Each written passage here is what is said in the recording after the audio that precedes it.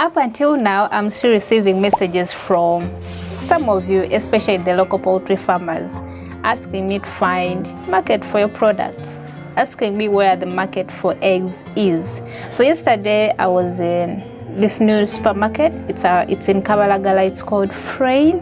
Yeah, Frame supermarket. It's a newly opened, supermarket. And my curiosity, I was doing window shopping, so my curiosity led me to this section where they're selling eggs. And the eggs there, they are ranging from 3,000 to 20,000, and people are buying. And these eggs are in packs of 4, 6, 8, 12, up until 30, which is a tray actually. So today I have an illustration here. It's going to inform our conversation, and it's illustrating the entire chain of distribution. But before we go into that, I would love to wish my fellow Muslims out there a happy Ramadan or Ramadan Mubarak. And coincidentally, even the Catholics are fasting. They're in their Lent period. And don't forget to subscribe to Call Me Fridaus channel, where we share tips and highlight on some important things in poultry farming. I also host farmers and experts on my channel, so if you're out there and you would love to appear on my channel, yes, just reach out. My number is going to be somewhere on the screen, but it should be particularly for business. All right, so we have our illustration here. So in our illustration, we are working with one tray of eggs. Those are 30 eggs that has been produced by this producer here. This producer will sell it to this aggregator here.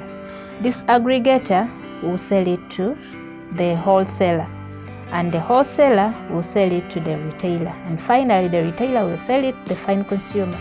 So let's imagine that this producer is selling at 10,000 Ugandan shillings. So he's selling this tray of eggs at 10,000 to the aggregator. So the aggregator will sell, as you can see, this aggregator will sell it at 11,000 to the wholesaler, making a profit of 1,000. And then the wholesaler is most likely to sell it to the retailer at 12,000. And then the retailer finally will sell it to the final consumer at 15,000, or even more sometimes. That means we are working with 15,000 as 100% profit. Now, of this 100% profit, the producer is getting 67% profit. And then the aggregator is getting 6.7 profit in percentages, and then the wholesaler is getting 6.7% in profit, whereas the retailer is getting 20% of this profit. Now, at first glance, you find that the producer is getting 67%, which is bigger, which is the biggest of the percentages in our entire distribution. But at first glance, you may think this is a lot, right? But wait until you know that of this 67% profit, this 10,000 here, this producer is selling his tray of eggs at, he will have, of course, to spend of it. He will have to deduct 70% of this profit goes to feeds, and then after the feeds we have the labor, because this person has been raising these birds from day one until maybe the 5th month when they are able to lay these eggs. So the labor, we have the utilities like electricity, water, and other things, and then we have the medicine, because these birds have to be vaccinated even after they have started laying. So you find that 70%, you find that 70% of 10,000 is how much? You can do the math. You find that at the end of the day, after deducting all these percentages and paying all these, you realize that this poor farmer is most likely to remain with a very small percentage in net profit, But also there is also a possibility that this person is working in negatives. They may not be able to get any profit from these sales of this one tray. However, when you look at these aggregators, you see this 1,000, this person is profiting off this tray.